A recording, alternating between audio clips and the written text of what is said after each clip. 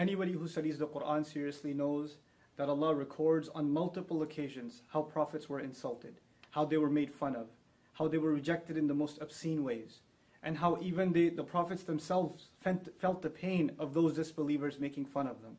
Nuh alayhi salam complains about how people found him disgusting, and that they would plug their ears, with their fingers and walk away from him and pull their clothes back as a show of insult to him. And our Prophet is no exception, sallallahu alaihi wasallam.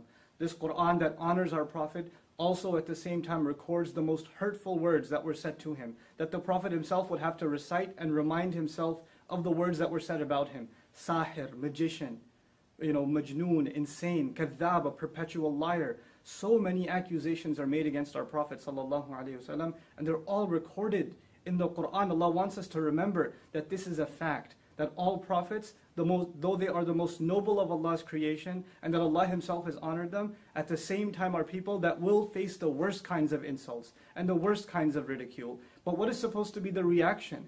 And if anybody's supposed to be angry and just be overwhelmed with rage when the Prophet is insulted, I would argue it would be his companions, whose faith, radiallahu anhum ajma'in, can't even be compared to yours and mine. But how come they don't react the way we do? How come they're not having any protests? How come they're not going out and yelling and screaming in rage? Because they understand that the Quran didn't just come to give them a love for their Prophet, but also to guide that love, and to also teach them how to respond to these kinds of insults. How is it that we don't know that the Prophet himself is told, sallallahu alaihi wasallam, "Wasbir ala ma yaqulun." Be patient over whatever they say. I'm fascinated by this ayah because the word ma means whatever. Whatever they say. Not whatever they've said, whatever they might even come up with. And the mudari' form in the Arabic suggests what they may have said in the past, but the present and even the future till this day. The Prophet's policy is to be patient himself, sallallahu alaihi wasallam.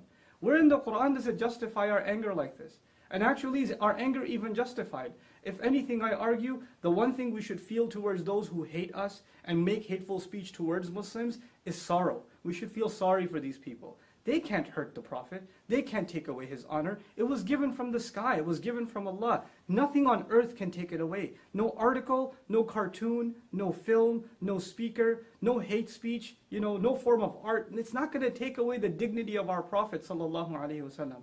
And these films and these kinds of attempts are futile, wasteful attempts to try to undermine the message of Islam and to misrepresent Islam. But think about it. Us reacting in this emotional manner and engaging in senseless violence, is this not also misrepresenting Islam? Aren't we doing exactly what people want, the enemies of Islam want, for Islam to be misrepresented? If anything makes me angry, it's the anger at our own selves that we don't understand the policy of the Quran and how to respond to insults. Idfa' billati hiya ahsan. Respond with that which is best.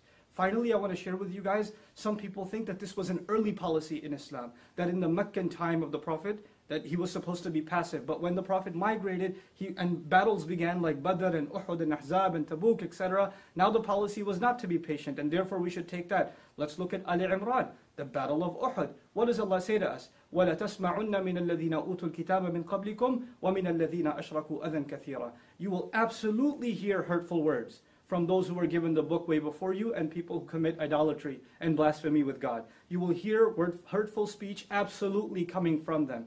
These kinds of things are a manifestation, a proof that Allah prepared us mentally for that. But what was supposed to be our reaction, God Himself tells us, Allah Himself tells us, وَلَئِن تَصْبِرُوا وَتَتَّقُوا فَإِنَّ ذَلِكَ مِنْ عَزْمِ الْأُمُورِ. If you can be patient and you can maintain your consciousness of Allah, then that is the most noble of deeds, the highest of accomplishments that you can accomplish.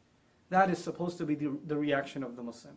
This video was watched by 30 people? This loser and his cousins? Before we gave it support. We made it popular. We're the ones that are giving it more flame. And I want to end with this.